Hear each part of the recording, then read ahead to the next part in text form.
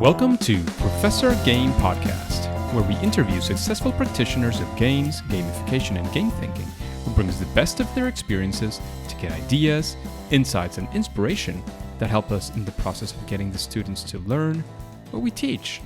And I'm Rob Alvarez. I teach and work at IE Business School in Madrid, where we create interactive and engaging learning materials. Want to know more? Go to professorgame.com/subscribe, start on our email list, and ask me anything. So welcome engagers once again to Professor Game Podcast. And today we have Teresa or Teresa. I don't know how you like that pronounced, but are you prepared to engage? And then you'll correct me. I am ready to engage. Let's do this. I'm from North America, so it's pronounced Teresa around here, but I respond to both. Sounds good. So Teresa Chan is an associate professor at the McMaster University, and she is the assistant dean, program for faculty development in the Faculty of Health Sciences at McMaster. She's also the director of the RCPSC Clinician Educator Area of Focused Competency Diploma Program and the Competency Committee co-director of the RCPSC Emergency Medicine Residency Program. She also serves as the social media lead for the McMaster Department of Medicine. She is definitely interested in developing medical education innovations and evaluating them, of course. And she has, for example, co-developed and is evaluating a serious game about emergency department flow called Gridlocked. So gridlockedgame.com if you want to follow that. And she also enjoys writing music, and you can follow her on tchanmd on Twitter, or we can check out her work at tchanmd.com. So is there anything we're missing that you think we should have, Dr. Chan? No, that's great. My favorite game is Breath of the Wild from Legend of Zelda, so that's probably important too. So we got to that very quickly, and that's awesome. We got that kind of out of the way. Why is that your favorite game? Oh, I just think that it's a pretty amazing game. It's you can really dive into a new world and explore. I guess for some people who aren't in healthcare, Gridlocked is an example of a game that can be pretty immersive. I've had good experiences playing with fairly junior people like high schoolers and people that are pre-medicine or early in their medical career and or nursing careers, and they really find it's a taste of what the real life is like. For some of our clinicians, they find it a little bit freaky how similar it is to real life, and so they are like, I guess it would be kind of like playing that pandemic game in the middle of all of this COVID pandemic stuff, right? So sometimes when life is too close to reality, it can be a little bit weird when you're playing the game. Interesting. And we'll get into details about that because you're talking about some of the things that you do, some of the things that you like. And we'd like to know, I know you're also a doctor and teaching medicine. So what does a day look like, or what are the kinds of things that might be composing your days nowadays? Oh. That's interesting. Right now, I'm a clinician educator, so that means I'm a clinician first in many ways. My hospital appointment is that I work in the emergency department, and I know not all of our listeners will know about a specialty called emergency medicine because, there was a show about it in the US that ran for 20 years, so I think a lot of people kind of know about it, but it's actually not a specialty in every jurisdiction. So just kind of highlighting it. I'm not an anesthetist, I'm not an internist, I'm actually an emergency physician. I trained in a 5-year training program to get here. So that's kind of cool. And my day-to-day right now is pretty hit or miss because emerge docs tend to have very strange schedules. So right now during the pandemic, normally I would work 6 to 7 shifts a month because I have a lot of academic work. But that's kind of ground to a halt a little bit right now. So I'm not flying across countries. I'm not presenting everywhere. And so right now we're really focusing on the clinical care. And so I guess this is being recorded on April 10th, 2020, and I'm crossing my fingers right now because unlike some of our other colleagues in other countries, we're still kind of like tsunami of sick COVID-19 patients. So right now we're just kind of bracing for impact and preparing. So we're using a lot of simulation, which is creeping into our work environments. We're doing a lot of cool stuff with regards to digital CME right now to make sure that people are up to snuff. We have our podcast, MacAbridge Podcast, which is putting out special episodes about updates on the science. And I've been pretty up on the social media stuff to make sure that people are informed and are prepared for the upcoming onslaught of patients that we know are coming because it's happened everywhere else in the world. It is. It definitely is. And I think I'm by no means a specialist in the area. I'm actually pretty far from an engineer in a business MBA. So Yeah. far from it. But from observation, Hmm. what I've seen is being prepared is probably the only, or actually the best tool that any country and its people can have. So congratulations on that. And, some luck was involved in the process, I'm sure. Yeah, so hopefully we will keep with our preparations, and hopefully developers like yourself who are engineers or business people come through with us with more personal protective equipment, because that's been a shortage everywhere in the world, right? The supply chain is kind of Yes. destroyed right now. So we are trying to have, it's actually our engineers and our business people who are stepping up to convert their businesses. And so we're really thankful for people like yourself who are able to step up and help serve the country when it's in its time of need too. So that's great. And then, so that's part of my job. And then the other part is that we still have a medical school. We still have medical students to teach. So we've been doing some digital transformation of our curriculum. The medical students actually have been pulled back from the front lines. So we're just trying to protect them from harm's way. And so for now, all our medical students are getting like a virtual curriculum.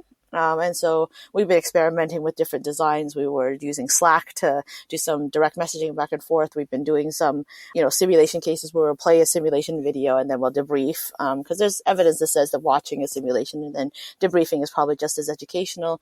And we're doing some case-based discussions with them. And kind of like this, we're just having conversations with them. And that seems to be really awesome.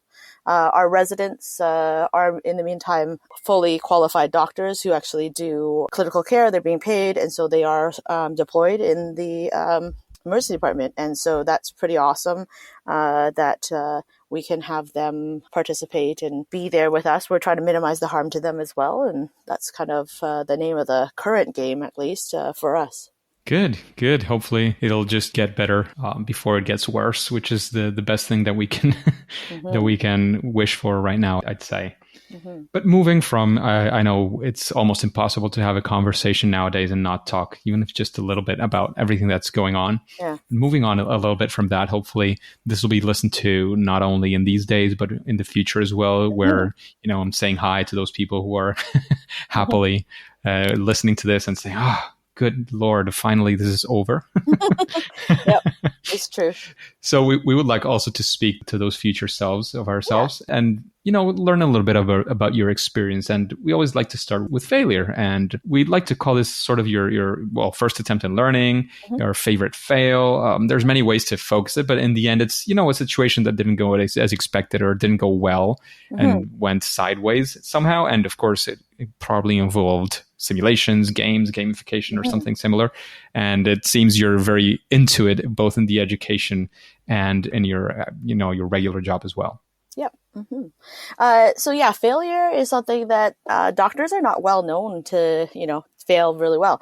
And it's something that we've been trying really hard to actually bring that kind of gamification approach in our continuous learning. And so that is something that I've been fascinated with since I was in residency. I had the chance actually to deploy and create a competency-based medical education program that had a lot of elements of gamification within it to have people kind of gather the right workplace-based assessments to prove that they're, like doing all the things that a doctor in our field should do.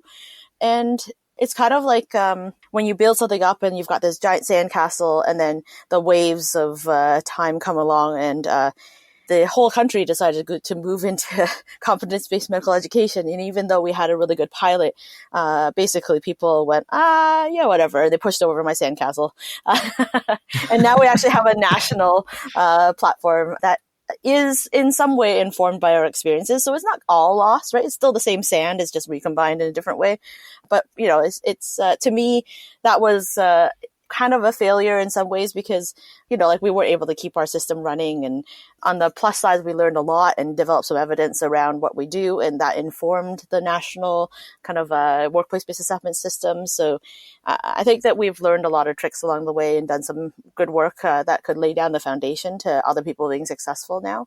So hopefully, it wasn't for all for naught. And in many ways, I felt fairly privileged because I heard from people that were helping develop these resources for the national platform that they had our, manuals and our books right there in the room with them. So I guess it wasn't a complete failure, let's say, but it definitely was something that helped me learn, like the politics of things and understand that sometimes you could do a great job and it can be running really well, but people still might want to knock over your sandcastle.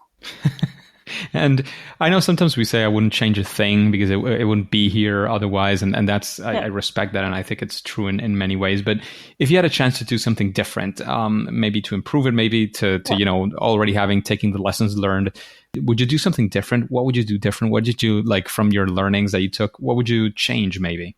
Yeah, I mean, I think that one of the elements that I've worked into more of my design now in the second time around, and thinking about user experience for workplace-based assessments and creating those kind of user experiences, is that actually gaming and gamification is a really good application and lens to fold in. You want to make sure that the game is seamless. You want to make sure that the game is usable, that it's intuitive, that it's not frustrating for people to use. And all of those things can really copy and paste over to any kind of other software platform design. And so what I found was that all the stuff I read about in terms of great game design actually has made me a better assessment designer. And I now think about all those elements of usability and understand much better what it is that helps compel people or nudge people in the right direction. And I think that the gaming world has given me a lot of tools now that we folded in as we are deploying and rolling out our workplace-based assessment systems. That sounds fantastic. I think it's a great learning, and it's what we're all about, learning and strategizing from what we see and what we learn in games. And we'd like to make a spin on this and actually go for not a time of first attempt in learning or failure. We'd like to go for a time when you set out to do something. It could be the game you mentioned at the start. It could be something else, but it actually went at least sort of the way you wanted it, or in some capacity we would like to call it a success. And what were the things that you'd attributed to that? Give us a little bit of background. Of course, we want to learn from that experience with you. Yeah, well, I would actually say that Gridlocked is exactly that story. Gridlocked, there wasn't a lot of unplanned failure, let's put it that way, right? So basically, I was finishing my thesis work, and I did my master's at University of Illinois at Chicago and their Master's of Health Profession Education program. And it's a thesis-based program, and so I did this fairly ambitious thesis with 3 studies embedded in it, and it was probably everybody at the end was like, "You did a dissertation," and I'm like, shut up! You should have told me that earlier." Anyway, and so what happened was that we ended up actually folding together a nice little package of science about how people teach and learn in multi-patient environments. And then my friend Matt Mercury, he's a doc here as well. He's a PhD non-physician who does a lot of research and research co-director here at McMaster Division of Emergency Medicine. And he and I were having coffee, and he was like, "Hey, what's going to go on after we're done your thesis? What's next in this line of work?" And so we're both kind of giant board game nerds, and I just kind of riffed on the idea that actually to prepare for things like pandemics or mass casualty events, actually disaster simulations have always been done on tabletops. So often you'll have a whole city, or even the White House apparently did these in the summer before the pandemic, before the transition from Obama to Trump. And they actually do these tabletop exercises where it's kind of like a war game. They think about how they would actually do all the different moves in a simulation. And so those kind of simulations exist, and we often use them for ironing out emergency situations. And a lot of those are currently right now in the COVID-19 pandemic being used. And so those have existed for decades now. And I was inspired by that, knowing that in many ways, every day is kind of a disaster in the emergency department really now, because we often have more patients than we have resources for. That's why patients are kind of flowed to the hallway to be admitted to no bed, and then they kind of stay in the hallway. At least that's the way it is in Canada. And so I thought, could we take the lessons I learned, which is that there really isn't a platform to safely teach the apprenticeship and the thinking around multi-patient environments outside of the emergency department. Maybe we could. Sorry, you've mentioned it twice, and for us non-medical, what do you mean by multi-patient environment? So most of the time, that's a great question, by the way. Most of the time in medical education, at the very least, people are seen in sequence. So in a clinic, for instance, your family doctor sees you kind of maybe one at a time. They might bounce between the rooms a little bit, but like they have a smaller clinic and you'll cycle through one patient at a time. That happens with all our specialist clinics as well. And so people are kind of seeing in almost a conveyor belt fashion, right? Like you have one patient and then another and another, and clinics are booked, in sequence of 10, 15, 20-minute aliquots. So to give that amount of time to each of the patients. A multi-patient environment is when you have multiple patients being seen or managed or diagnosed consecutively, but also in tandem, in parallel. And so, for instance, on a busy shift, I might see a patient in one bed, write some initial orders, see another patient, write some initial orders, see a third patient, write some initial orders, come out of the room, and I have to review some cases with my residents or medical students. And then I'll jump back in and see if some of the tests are back for all the different people. If not, I'll see some more patients. And then you're kind of constantly juggling, sometimes up to 6, 12, 16 patients at a time. Wow. Which is not the way that people usually do it, right? So you could think about the difference between, I don't know, the workflows at McDonald's, for instance, right? McDonald's is kind of like you go up to the counter, you make the order, and then that person kind of gets you that order, or you put your order in at the computer station now, and then eventually someone makes the order and then you walk off. That's kind of like the idea, is that there's multiple orders being juggled in the back, right? And so it's not like, you as a customer, you're like, oh, I've been waiting for the doctor for a long time. But what you don't see is that there's like 16 other patients that needed my attention too. And so I've been balancing between all of their needs, right? And so that's kind of like the description of a multi-patient environment. And so an average day, we're seeing that many patients. And so that's a skill, and it's probably just like juggling. You don't start to juggle 16 balls at once. You got to start off somewhere else. You got to understand the concepts, and you need to understand how to throw and catch first and all those other things. And so, yes, there's some core basic skills that a medical student might need to have in order to juggle more than one patient at once. And they have to know, and the properties of, just like juggling, you have to know the properties of the thing you're trying to juggle. And so medical students often see one patient, think about them really hard, and then they come and talk to me, and then we adjust things, and then they'll see another patient. And they might cycle back, they might balance 3 patients at once, right? But what they are is that they're trying to figure out the properties of each of those individual patients. So eventually, you can start to combine them in different ways. And as you get more expert as a resident, you can juggle a couple more patients. And then when you're a practicing physician, the idea would be that you should be able to balance all the needs of the patients currently under your care. Wow, that's impressive. And what did this lead you to as far as gridlocked? Yeah. So, I mean, if you think about it, you have to go from a medical student who's seeing one patient at a time, which means an 8-hour shift, they'd only see 8 patients. And some shifts, let's say our urgent care center, I might be seeing 40, 50 patients in like less time, actually, 6 or 7 hours. And so how do you get someone who can see a patient an hour to seeing many, many patients an hour? And that was a black box mystery to me when I started my thesis, because basically I realized one day when I was a 5th-year resident, I was staring at the tracker board and I was like, I know about every single patient, and I'm currently balancing 16 different patients. And I know what I need to do for every single one of them. How the heck did I get here? And I looked at the first-year resident that was working with me and I'm like, how do I go from them to me? And so that was the question, right? And sometimes those use-inspired questions are the coolest kind of questions you can ask as one of these translational teachers that I am, right? Like, so I see the world, I live in that use-inspired kind of design world and research world. And so sometimes I'll design something if there is good research, but then I went and did a lit review and there wasn't much. And so I came back out and I said, okay, cool. So we can probably develop something for this space. And so after my thesis work, I realized there was a need. The need is that there isn't a safe, simulated environment that allows people to learn this skill. And we do actually have some, I guess, mass casualty event simulations that run. So every year, usually in Toronto around this time, there is a college around here that integrates paramedic students, police students, nursing students, and doctors and residents all together in a 3-hour simulation with like 700 people involved. And we like simulate a disaster situation, like a building collapsing. And that takes a lot of money, you can imagine. Of course. Having all the staff and all the volunteers and all the facilitation, even just buying lunch is quite expensive, right? So that probably would be amazing to do, but we can't do that probably more than once a year. And in fact, once a year is pretty phenomenal. Like that's the only mass casualty event that I know is that consistent. And so on the flip side, if that's the case, then we need other ways to do it. And knowing that the disaster planners, like I said, have always used tabletop exercises, which are really just serious games, right? We thought, well, couldn't we make a board game about the emergency department and have patients as the cards and providers that you can move around the board and simulate and, I guess, gamify in many ways the experience of balancing multiple patients. Wow, that sounds very exciting and interesting.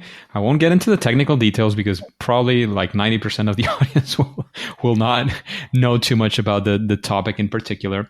Uh-huh. But it seems like you had many, many lessons from that. Can you summarize it in one, maybe two lessons that you got from that experience?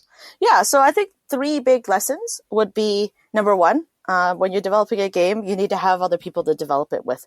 So this is not usually a solo enterprise, especially if you have a fairly complex game that's meant for multiple players. You need a good team that'll back you up. And so number 1 is that find that team. And in our case, it was a bunch of medical students who stood up and volunteered. And shortly after, I had a conversation with Matt. Matt also helped. We also roped in our program director for our residency program, Aleem Pardon. And so then we had like a full team. We got some real data from Aleem. The med students kind of like went through, and while they were learning about cases, they also wrote up the little cards, and they played a lot of and created the game architecture. They did the funnest literature review you could do, which is I told them to go play a bunch of games and tell me what they liked about them. and then we kind of like put all our heads down and try to make the game better, right? And so lesson number 2 was that your first draft is never the best draft. My first draft actually was, I got obsessed with the idea as I was walking home from having coffee with Matt. And by the time I got home, I like drew a temporary board that resembled actually a lot like the pandemic game.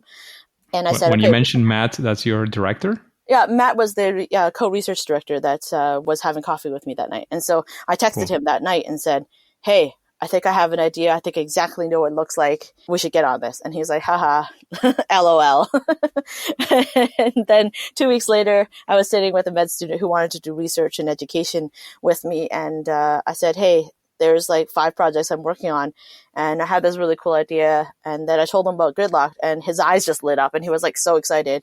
And he recruited a bunch of his friends and colleagues who were also interested in emergency medicine and games as well. So that became our first team. So Daniel Soy, Paula Sneath, and Josh Rempel came out of kind of nowhere to help us, and they were amazing.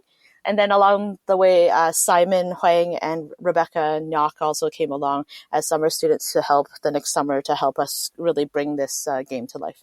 Nice. Very, very exciting. And talking about all these things that you've done, if you've faced another challenge like this one, or if you've done it many times, do you have some sort of way of approaching it? Maybe a process or, a framework for thinking. Do you have something like that? Yeah, so I guess that's lesson number 2 is keep really good records when you're doing stuff like this.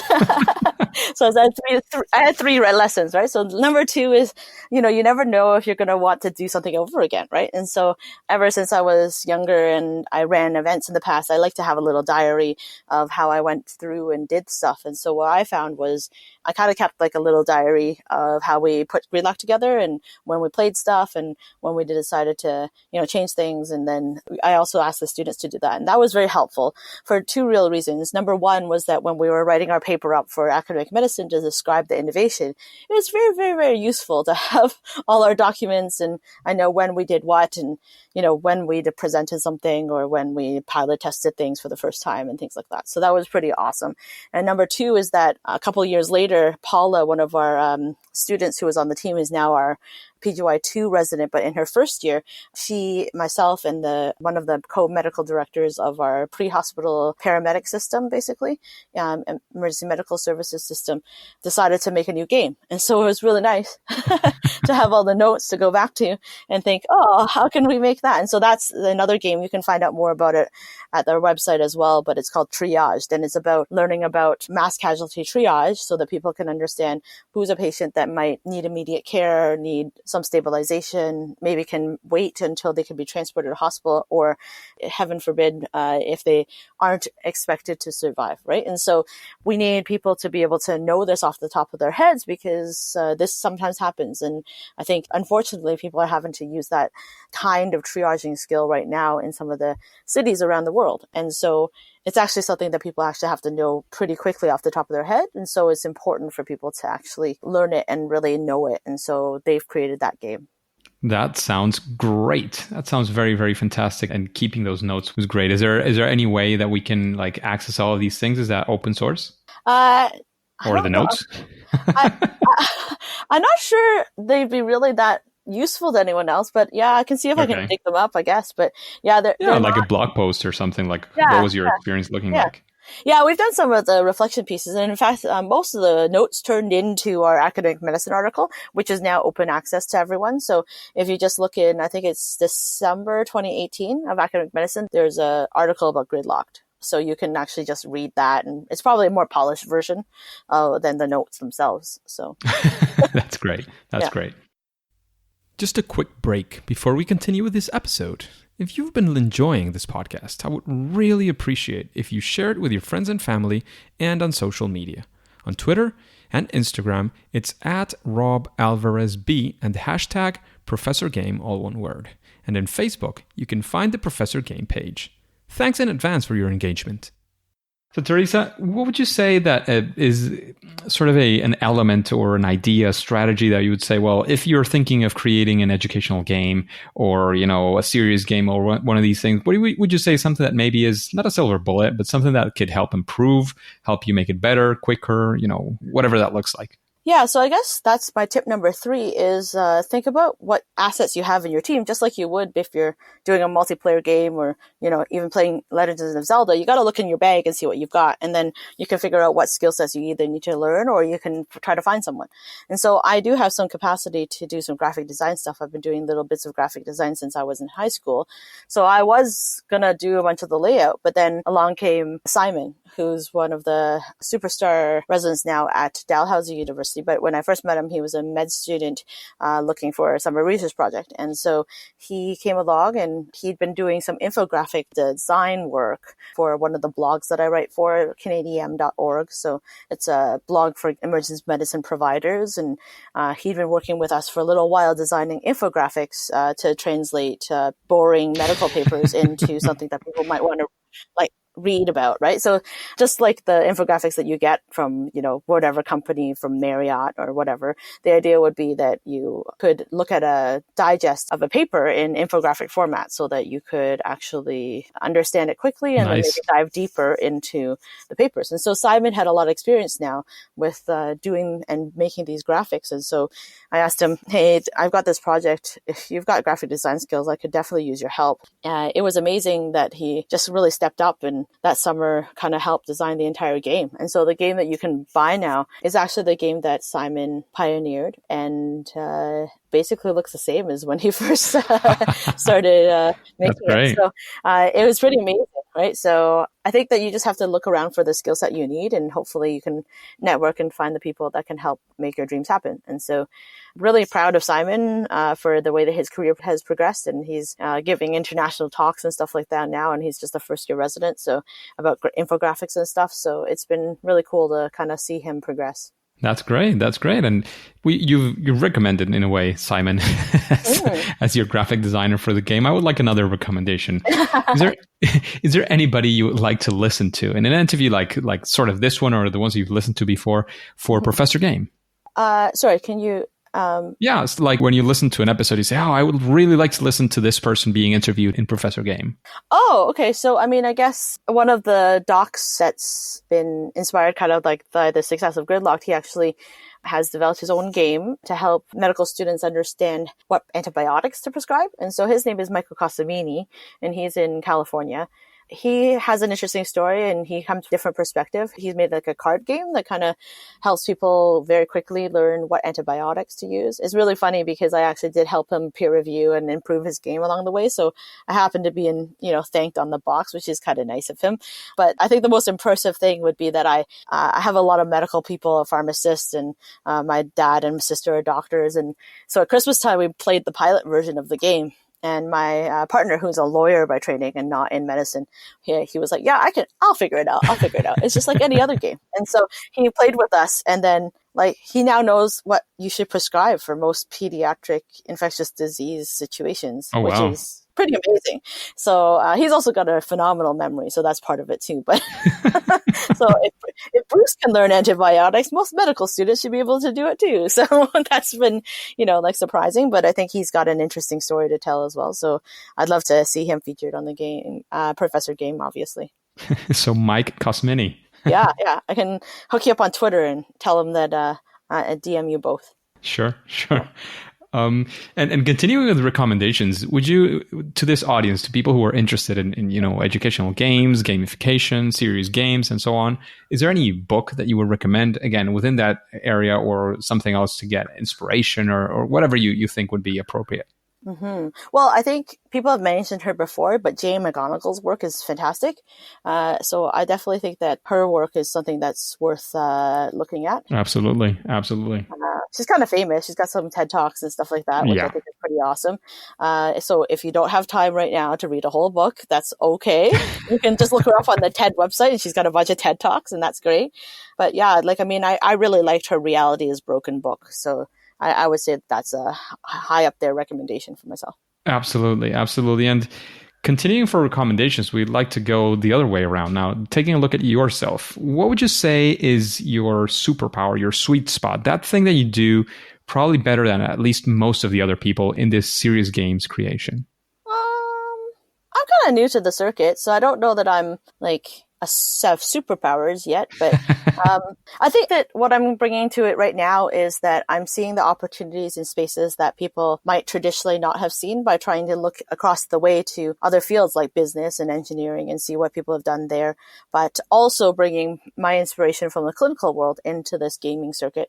And so our most recent it's in pre-press right now in Simulation and Gaming Journal, is that we have a paper on the post-market surveillance of Gridlocked. So we got an ethical exemption because it's kind of a process improvement project, but we've been polling people as they come in and express interest on Gridlocked to tell us what they're going to buy their game for, and then we map whether or not they actually end up, buying the game, and then whether or not, in a follow-up survey, how they used it, right? And so what's interesting is that the number one side effect for our game right now is fun, because people are often buying it they're buying it to teach, but often they'll find it's fun enough that they play with their family. And sometimes they also find that it's also co-educational for their kids to understand what they do, for instance.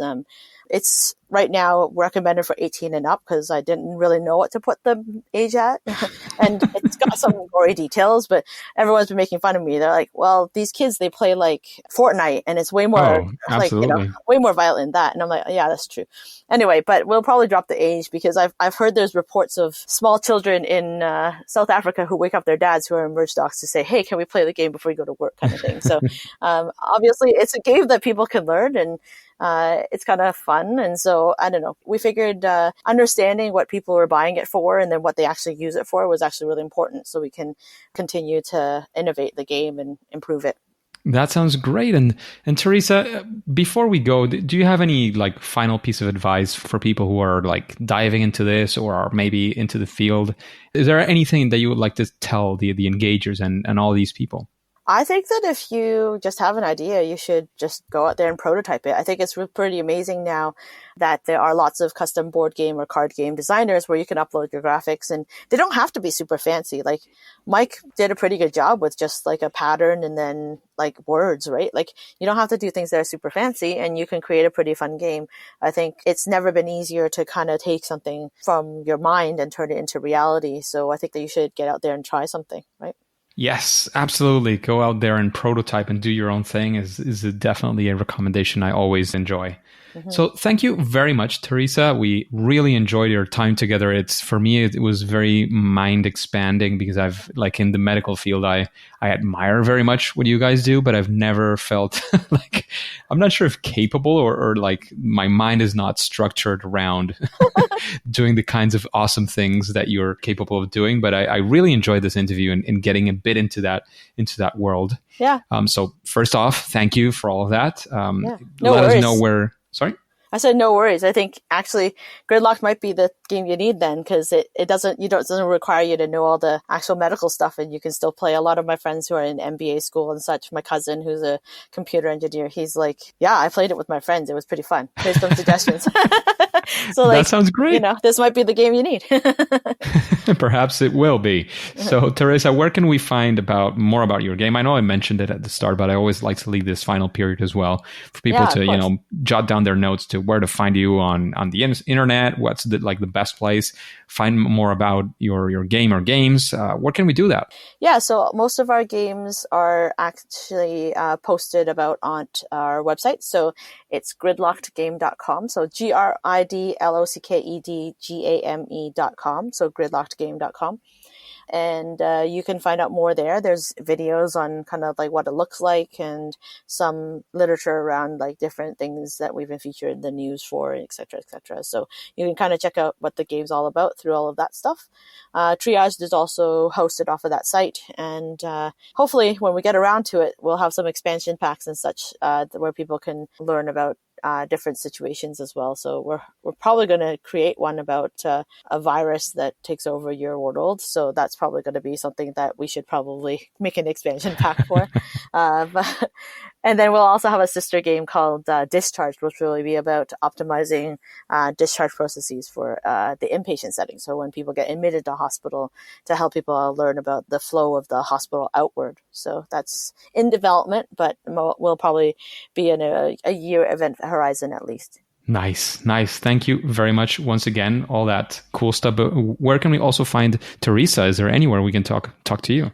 Yeah, so you can check out my website at tchanmd.com. So that's that. Or you can check out myself on Twitter, tchanmd as well. So Cool. T-Chan, so TCHANMD, like medical doctor. Yeah, you can find the .com, the Twitter account. You can find Teresa in all these places. Thank you very much for being with us today. It was very fulfilling, very, very interesting. However, for now, and at least for today, it's time to say that it's game over. Engagers, thank you for listening once again to Professor Game Podcast. And if you want more incredible interviews or actually incredible guests like Teresa, then please go to professorgame.com/subscribe and get started in our email list.